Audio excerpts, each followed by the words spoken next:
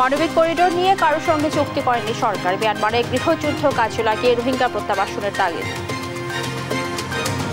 Complete civil war going on in Myanmar, and I do not want to be hopeful that unless the dust settles, we will be able to send our Rohingyas back to their country.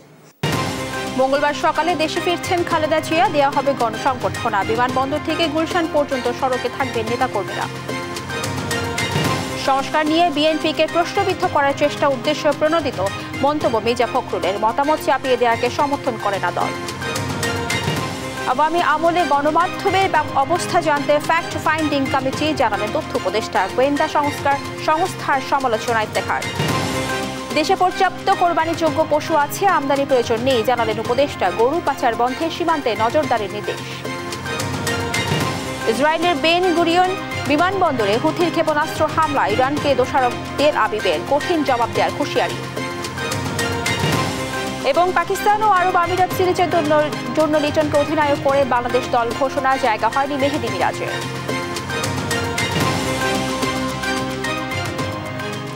সংবাদ সন্ধ্যায় দেখছিলেন সংবাদ শিরোনাম, সঙ্গে আছে আমি রাবিয়া ইসলাম স্নেহা।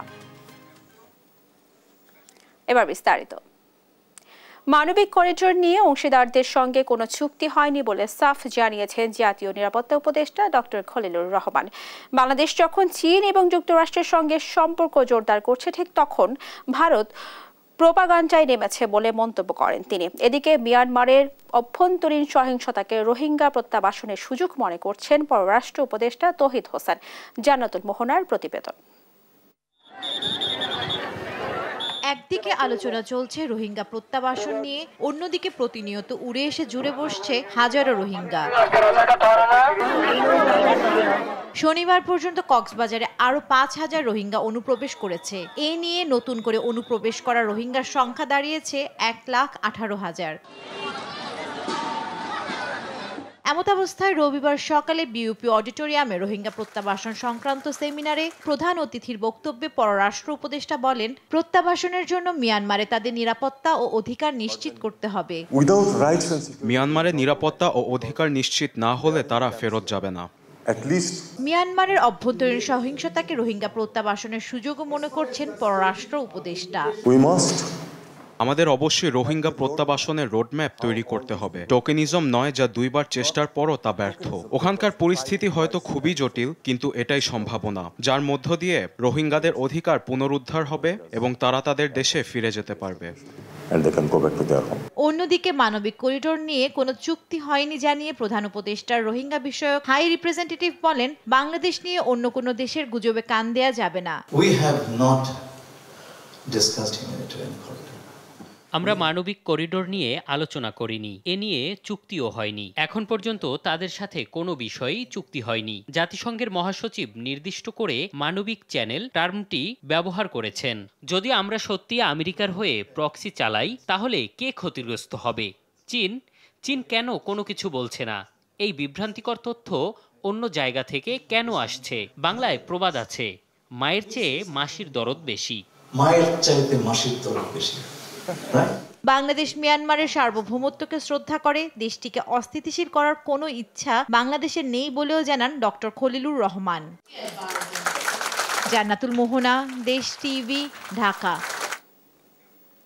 চিকিৎসা শেষে ৪ মাস পর দেশে ফিরছেন বিএনপি চেয়ারপারসন বেগম খালেদা জিয়া।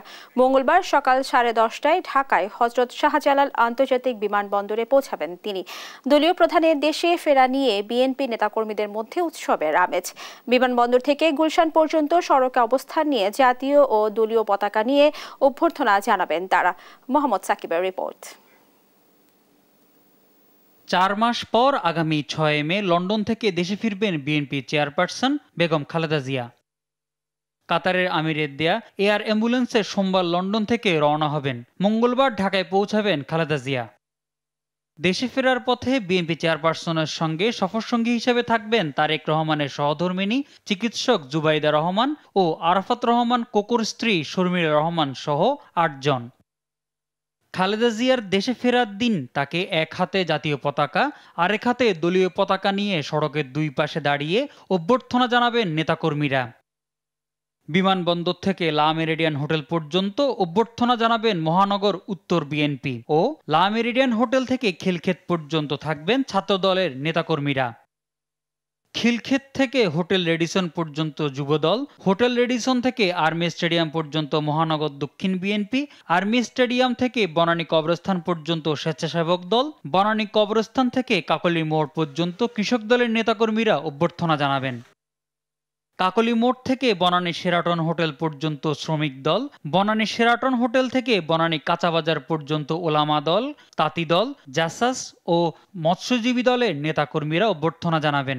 বনানী কাঁচাবাজার থেকে গুলশান 2 পর্যন্ত অভ্যর্থনা জানাবেন মুক্তিযোদ্ধা দল সহ সকল পেশাজীবী সংগঠন।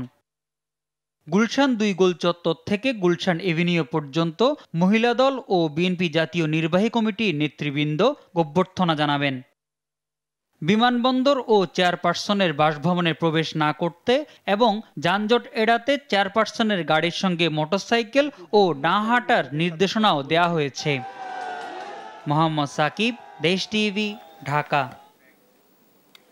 জুলাই গণ অভ্যুত্থানে যে সুযোগ এসেছে তা কাজে লাগিয়ে গণতান্ত্রিক ও মানবিক রাষ্ট্র বিনির্মাণে সংস্কার প্রস্তাবে সব রাজনৈতিক দলকে ছাড় দেওয়ার আহ্বান জানিয়েছেন জাতীয় ঐকমত্য কমিশন। এদিকে কমিশন অনেক বেশি উচ্চাকাঙ্ক্ষী চিন্তা করছে বলে মন্তব্য করেছেন 12 দলীয় জোটের নেতারা। রোববার কমিশনের সঙ্গে 12 দলীয় জোটের বৈঠক শেষে এসব কথা বলেন তারা। তারেক মাহমুদ সুজনের রিপোর্ট। বড় রাজনৈতিক দলগুলোর পাশাপাশি ছোট ছোট রাজনৈতিক দলের সঙ্গেও দফায় দফায় বৈঠক করছে জাতীয় ঐকমত্য কমিশন। এরই ধারাবাহিকতায় রোববার সকালে জাতীয় সংসদ ভবনের এলডি হলে কমিশনের সঙ্গে বৈঠকে বসেন 12 দলীয় জোটের নেতারা। বৈঠক শেষে জোটের নেতারা বলেন, কমিশন অনেক বেশি উচ্চাকাঙ্ক্ষী চিন্তা করছে। জানান, কমিশনের 166টি প্রস্তাবের মধ্যে 110টিতে একমত, 48টিতে দ্বিমত ও 8টিতে সুনির্দিষ্ট মতামত জানিয়েছেন তারা। আলোচনা করে মনে হয়েছে যে ওনারা অনেক বেশি উচ্চাকাঙ্ক্ষী চিন্তা করছেন, এত উচ্চাকাঙ্ক্ষা চিন্তা করছেন যে মনে হচ্ছে যে আপনার মানে 24 ঘন্টার মধ্যেই বাংলাদেশকে ওনারা বদলিয়ে দেবেন। বিরোধিতা করেছেন কমিশনের সংসদ বা সরকারের মেয়াদ 4 বছর, ভোটারের বয়স 17 ও দ্বিকক্ষ বিশিষ্ট আইনসভার প্রস্তাবের। এছাড়া স্থানীয় সরকার নির্বাচনে ইলেকটোরাল ভোটিং পদ্ধতিতে নির্বাচনেরও বিরোধিতা করেছেন 12 দলীয় জোটের নেতারা। 18 বছর বয়সের একজন কচিকাঁচা শিশুকে আমরা সংসদে প্রেরণ করতে পারি না আইন প্রণয়নের জন্য। আমরা স্থানীয় সরকার নির্বাচনে ইলেকট্রাল কলেজের বিরোধিতা করেছি। যত দ্রুত সম্ভব এই সংস্কারের কাজ শেষ করে আগামী ডিসেম্বরের মধ্যে একটি নির্বাচনের মাধ্যমে জনগণের সরকার প্রতিষ্ঠা করা লক্ষ্যে আমরা এগিয়ে যাব। রাজনৈতিক দলগুলো গণতান্ত্রিক রাষ্ট্র ও মানবিক সমাজ গঠনে ছাড় দিবে বলে আশাবাদ জানান জাতীয় ঐকমত্য কমিশনের সহসভাপতি ডক্টর আলী রিয়াজ। ঐকমত্য তৈরি করতে হলে সবাইকেই কিছু না কিছুটা ছাড় দিতে হবে, সবাইকেই আমাদের এক জায়গায় আসতে হবে। আমরা সব বিষয়ে একমত হতে পারবো না, কিন্তু রাষ্ট্রের পুনর্গঠনের জন্য যে মৌলিক জায়গাগুলো, সেখানে আমাদেরকে একমত হয়েই বাংলাদেশকে এগিয়ে নিয়ে যেতে হবে। দলগুলো আন্তরিক হলে সহজে ঐকমত্য প্রতিষ্ঠা সম্ভব বলে মনে করে কমিশন। তারেক মাহমুদ সুজন, দেশ টিভি, ঢাকা। সংস্কার নিয়ে বিএনপিকে প্রশ্নবিদ্ধ করার চেষ্টা রাজনৈতিক উদ্দেশ্য প্রণোদিত বলে মন্তব্য করেছেন দলটির মহাসচিব মির্জা ফখরুল ইসলাম আলমগীর। জানান, বরাবরই মুক্ত গণমাধ্যমে বিশ্বাস করে বিএনপি, অন্যায়ভাবে মতামত চাপিয়ে দেওয়াকে বিএনপি কখনোই সমর্থন করে না বলেও দাবি তার। সাইফুল রিপোর্টের প্রতিবেদন। বিশ্ব মুক্ত গণমাধ্যম দিবস উপলক্ষে জাতীয় প্রেস ক্লাবে সম্পাদক পরিষদের আলোচনা। অংশ নেন বিভিন্ন রাজনৈতিক দল ও সাংবাদিক সংগঠনের নেতারা। শেখ হাসিনার রিজিম যে এত জনধিকৃত হয়েছিলেন তার অন্যতম কারণ ছিল যে গণমাধ্যমের স্বাধীনতা ছিল না। গণমাধ্যম ফ্যাসিবাদ মুক্ত করতে স্পষ্ট রূপরেখা প্রয়োজন বলে মত দেন রাজনৈতিক নেতারা। নতুন বন্দোবস্ত বাস্তবায়নে দীর্ঘসূত্রিতায় পুরনো কায়দা প্রতিষ্ঠিত হওয়ার শঙ্কা তাদের। গণমাধ্যমের উপরেই হস্তক্ষেপ, এর একটা যেমন আইনি দিক আছে, এর একটা সাংস্কৃতিক দিকও আছে। ফলে মিডিয়া এবং ফ্যাসিজমের সম্পর্ক আসলে বিগত সময়গুলো কি ছিল এবং মিডিয়ার ভিতরে যে ফ্যাসিজম প্রবেশ করেছে সেখান থেকে মিডিয়াকে আমরা কিভাবে বের করতে পারবো, সে বিষয়ে আসলে আমাদের স্পষ্ট রূপরেখা প্রয়োজন। আমরা অনেক ক্ষেত্রেই পুরনো বন্দোবস্তকেই জায়গা করে নিতে দেখছি, পুরনো লোকেদেরই নানান কর্তৃত্ব প্রতিষ্ঠা হতে দেখছি। সেই জায়গাটা বন্ধ করা দরকার। গণমাধ্যমের স্বাধীনতার পাশাপাশি নীতি থাকাও জরুরি বলেন নাগরিক ঐক্যের সভাপতি। সংবাদ মাধ্যমের পরিপূর্ণ স্বাধীনতা নিশ্চিত করা উচিত, কিন্তু তারপরেও ওটার একটা সিলিং থাকতে হবে, কারণ দেশ আছে, দেশের স্বাধীনতা আছে, সার্বভৌমত্ব আছে, দেশের অনেক কিছুই আছে যেটা দেশের মতোই হবে। বিএনপি মহাসচিব মির্জা ফখরুল ইসলাম আলমগীর বলেন, গণমাধ্যমের স্বাধীনতায় বিশ্বাসী বিএনপি, ভবিষ্যতেও সে লক্ষ্যেই কাজ করবে দলটি। আমরা বরাবরই সংবাদপত্রের স্বাধীনতার পক্ষে ছিলাম, আছি এবং ভবিষ্যতে থাকব। সে গভর্নমেন্টে থাকি আর না থাকি, যেখানেই থাকি। এবং খুব স্পষ্ট ভাষায়, দৃঢ় ভাষায় আবার বলতে চাই, আমরা কখনোই অন্যায়ভাবে অন্যের মতকে চাপিয়ে দেওয়া যে ব্যাপারটা আছে, এটাকে আমরা সমর্থন করব না। দেশের প্রায় সব সংস্কার বিএনপির মাধ্যমেই শুরু হয়েছে দাবি করে দলটিকে সংস্কার বিরোধী হিসেবে অপপ্রচার করার সমালোচনা করেন বিএনপি মহাসচিব। আমরাই আপনার পার্লামেন্টারি ফর্ম অফ গভর্নমেন্টে গেছি, প্রেসিডেন্ট ফর্ম অফ গভর্নমেন্ট থেকে। আমরা আমাদের অনেক আপত্তি সত্ত্বেও আমরা কেয়ারটেকার গভর্নমেন্টকে আমরা সংবিধানে নিয়ে এসেছি। এগুলো বাস্তবতা। তো শুধু ওই বাস্তবতা থেকে অযথা আমাদেরকে আবার আপনার প্রশ্নবিদ্ধ করে অন্য পথে দেখানোর চেষ্টা করা, এটার পেছনে কিছু রাজনৈতিক উদ্দেশ্য থাকলেও থাকতে পারে। সামাজিক যোগাযোগ মাধ্যমে একে অপরের চরিত্র হরণের প্রবণতা শঙ্কার বলেও মন্তব্য করেন বিএনপি মহাসচিব মির্জা ফখরুল ইসলাম আলমগীর। কখনো দেশের বিরুদ্ধে, জাতির বিরুদ্ধে কখনো কাজ করার কথা চিন্তা করি না। এখনো এই দেশে কিছু মানুষ আছে যারা ওই চিন্তাটা করে। সাইফুল রিপন, দেশ টিভি, ঢাকা।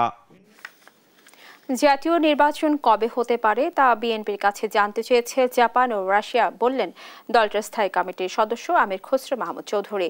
রোববার গুলশান কার্যালয়ে দেশ দুটির রাষ্ট্রদূতের সঙ্গে বৈঠক শেষে একথা বলেন তিনি। বাংলাদেশের সঙ্গে বাণিজ্যিক সম্পর্ক বাড়াতে আগ্রহ জানান রাষ্ট্রদূতরা। আলিমুজ্জামান সাফওয়ানের রিপোর্ট। রোববার সকালে গুলশানে বিএনপি চেয়ারপারসনের রাজনৈতিক কার্যালয়ে বিএনপি নেতাদের সঙ্গে সৌজন্য সাক্ষাৎ করেন রাশিয়া ও জাপানের রাষ্ট্রদূত। আলোচনায় বিএনপি মহাসচিব মির্জা ফখরুল ইসলাম আলমগীরের নেতৃত্বে অংশ নেয় চেয়ারপারসন ফরেন অ্যাডভাইজারি কমিটির সদস্য আমির খসরু মাহমুদ চৌধুরী ও শামা ওবায়েদ।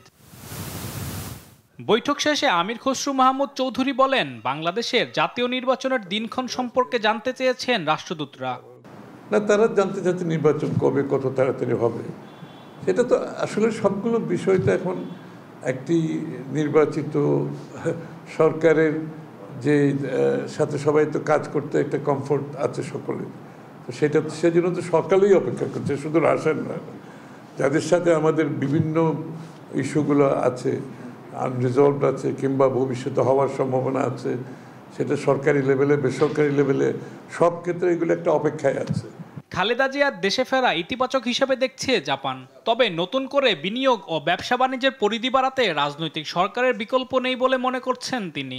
নির্বাচনের উপর নির্ভর করছে, সবার তো সিদ্ধান্তের ব্যাপার আছে, সেটা বিনিয়োগ হোক, অন্যান্য স্টেক হোল্ডারদের যে সিদ্ধান্তগুলো আছে, সেটা তো বিনিয়োগ, বাংলাদেশে একটা নির্বাচিত সরকার জন্য সবাই অপেক্ষা করছে, তাদের বেলায় সে একই ব্যাপার। সুতরাং বাংলাদেশে একটি গণতান্ত্রিক অর্ডার ফিরে আসবে, এটাই প্রত্যাশা সকলের। রাশিয়া বিনিয়োগে যথেষ্ট আগ্রহী জানিয়ে এই সংক্রান্ত জটিলতা নিরসনে ইতিবাচক আলোচনার কথাও জানান বিএনপির এ নেতা। আলিমুজ্জামান সাফওয়ান, দেশ টিভি, ঢাকা। তিস্তা মহাপরিকল্পনা বাস্তবায়নের দাবিতে রংপুরে গণপদযাত্রা করেছে বিএনপি। রোববার দুপুর থেকেই নগরীর শাপলা চত্বরে জড়ো হতে থাকে তিস্তা অববাহিকার 5 জেলার মানুষ। সেখান থেকেই বেলা 4:30টার দিকে শুরু হয় গণপদযাত্রা, শেষ হয় মেডিকেল মোড়ে। প্রধান অতিথি ছিলেন বিএনপির স্থায়ী কমিটির সদস্য মির্জা আব্বাস, আর বিশেষ অতিথি ছিলেন দলটির ভাইস চেয়ারম্যান শামসুজ্জামান দুদু। এ সময় মহাপরিকল্পনা বাস্তবায়ন না হলে আরও কঠোর আন্দোলন গড়ে তোলার হুঁশিয়ারি দেন নেতাকর্মীরা।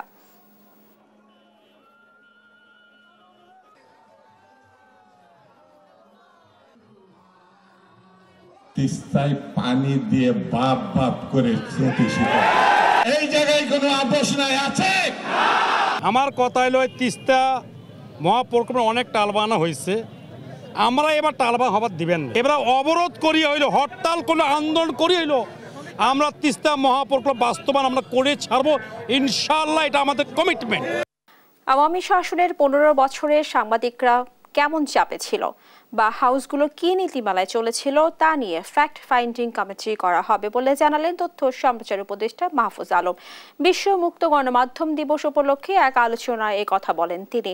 আর টিআইবির নির্বাহী পরিচালক ডক্টর ইফতেখারুজ্জামান জানান, গণমাধ্যমের স্বাধীনতায় প্রধান অন্তরায় গোয়েন্দা সংস্থা, তাই এখানে ব্যাপক সংস্কার প্রয়োজন।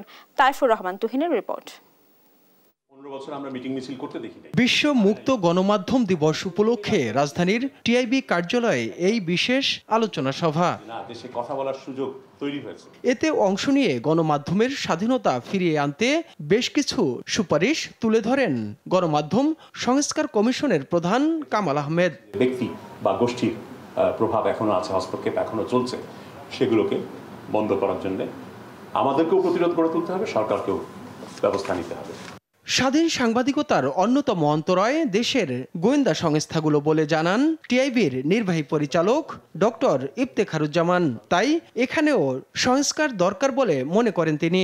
সাংবাদিকতা, মুক্ত সাংবাদিকতাই হোক, মানুষের অধিকার হোক, গণতান্ত্রিক চর্চা হোক, পুরো এবং সেগুলোকে সবকিছুকে ধ্বংস করে পত্রিকাবাদের বিকাশ হোক, তার মধ্যে সবচেয়ে গুরুত্বপূর্ণ ভূমিকা যে সংস্থাগুলো পালন করেছে সেটি হচ্ছে আমাদের গোয়েন্দা সংস্থাগুলো।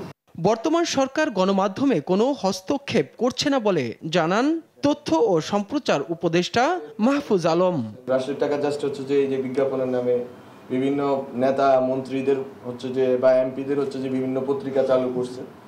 আমরা মনে করি যে খুব শীঘ্রই আমরা একটা এই গত 15 বছরের মিডিয়া সিচুয়েশন নিয়ে আমরা চেষ্টা করব যে একটা ফ্যাক্ট ফাইন্ডিং করার জন্য। সরকার যথেষ্ট চেষ্টা করতেছে সংবাদ মাধ্যম যাতে স্বাধীনভাবে কাজ করতে পারে। আমি মনে করি যে কোনো ফ্রিডমে, দুনিয়ার কোনো ফ্রিডমে আনকন্ডিশনাল না। আপনাকে অবশ্যই রেসপন্সিবল আচরণ করতে হবে, অবশ্যই পেশাদার আচরণ করতে হবে। যতক্ষণ সংস্কার বাস্তবায়ন না হয় এবং রাজনৈতিকভাবে একমত না হওয়া যায় ততক্ষণ পর্যন্ত গণমাধ্যমের স্বাধীনতা নিশ্চিত হবে না বলেও মন্তব্য করেন তিনি। পলিটিক্যাল কনসেন্স ছাড়া এই সংবাদ মাধ্যমের স্বাধীনতা সম্ভব। তাইফুর রহমান তুহিন, দেশ টিভি, ঢাকা। দেশে চাহিদার চেয়ে 20,68,000-এর বেশি গবাদি পশু থাকায় চলতি বছর কোরবানির আমদানির প্রয়োজন নেই বলে জানিয়েছেন মৎস্য ও প্রাণী সম্পদ উপদেষ্টা ফরিদা আক্তার।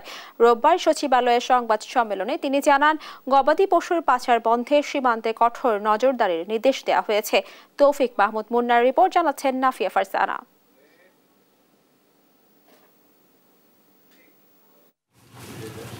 ঈদুল আজহাকে সামনে রেখে সারা দেশে কোরবানির পশু লালন পালন করছেন খামারিরা। প্রাণী সম্পদ উপদেষ্টার তথ্য মতে কোরবানির জন্য মোট 1,28,47,337টি গবাদি পশু প্রস্তুত আছে। চাহিদা মেটানোর পর উদ্বৃত্ত থাকবে 20,68,000-এর বেশি গবাদি পশু। এমন প্রেক্ষাপটে রোববার দুপুরে কোরবানির পশু চাহিদা নিরূপণ ও সরবরাহ নিয়ে সংবাদ সম্মেলনে মৎস্য ও প্রাণী সম্পদ উপদেষ্টা ফরিদা আক্তার বলেন, অবৈধ পথে কোনোভাবেই গবাদি পশু প্রবেশ করতে দেয়া হবে না। তা আমাদের খামারিরা যে উৎপাদন করেন সেটা যথেষ্ট এবং ব্যবস্থাপনার দিক থেকেও ঠিক আছে। ফলে আমরা এবছর কোনো প্রকার আমদানি তো করবই না, অবৈধ পথেও যেন কোনো পশু অন্য দেশ থেকে আসতে না পারে তার ব্যবস্থা আমরা করব। প্রাণী সম্পদ উপদেষ্টা আরও জানান, চলতি বছর উত্তরবঙ্গ থেকে ঢাকা হয়ে চট্টগ্রাম পর্যন্ত বিশেষ ট্রেনে করে পশু সরবরাহ করা হবে। উত্তরবঙ্গ থেকে ঢাকা হয়ে চট্টগ্রাম পর্যন্ত ট্রেনের ব্যবস্থা গ্রহণ করা হবে, যেটা আগে চট্টগ্রামটা ছিল না। এবার অনুরোধ এসেছে যে চট্টগ্রামটা করার জন্য। এছাড়া ট্রেন ও নৌপথে পশু সরবরাহের ক্ষেত্রে প্রাণী কল্যাণ আইন 2019 মেনে চলতে হবে। প্রাণী সম্পদের স্বয়ং সম্পূর্ণতা অর্জনে খামারিদের সহায়তা করা হচ্ছে বলেও জানান উপদেষ্টা। নাফিয়া ফারজানা, দেশ টিভি, ঢাকা।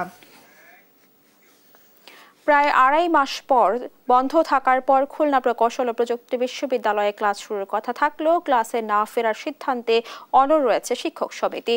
গত ফেব্রুয়ারিতে ছাত্রদের উপর হামলার বিচার দাবিতে চলা আন্দোলনে লাঞ্ছনার শিকার হন শিক্ষকরা। এরই প্রতিবাদে ক্লাস পরীক্ষা বর্জন করে শিক্ষকরা। বিভিন্ন বিভাগের তালা ঝুলিয়ে দেন তারা। রোববার সকালে তালা খোলা হলেও আসেননি কোনো শিক্ষক শিক্ষার্থী। কুয়েটের অন্তর্বর্তীকালীন উপাচার্য শিক্ষক সমিতির সাথে বৈঠক করেও কোনো সমাধান করতে পারেনি। শিক্ষক লাঞ্ছনা ঘটনাকারীদের শাস্তি না হওয়া পর্যন্ত ক্লাসে ফিরবেন না বলে জানিয়েছেন শিক্ষকরা।